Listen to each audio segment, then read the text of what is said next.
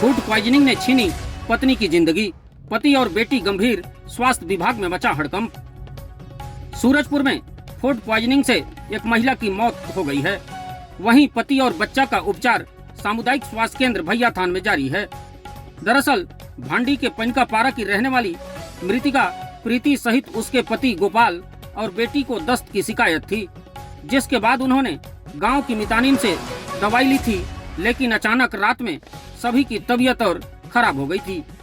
जिसके बाद परिजन तीनों को लेकर सामुदायिक स्वास्थ्य केंद्र भैयाथान पहुंचे, जहां डॉक्टरों ने प्रीति को मृत घोषित कर दिया। वहीं मृतिका के पति गोपाल और बेटी का उपचार जारी है। मामला सामने आने के बाद स्वास्थ्य विभाग हरकत में आया और ओड़गी के बीएमओ बंटी बैरागी ने कैंप लगाकर भाड़ी गांव के लोगों का स्वास्थ्य परीक्षण करने के लिए डॉक्टरों को निर्देश दिए। जिसके बाद भाड़ी के स्वास्थ्य केंद्र में कैंप लगाकर ग्रामीणों का स्वास्थ्य परीक्षण किया गया है, जिसमें 9 और मरीज दस्त के ग्रसित पाए गए हैं, जिनका उपचार जारी है।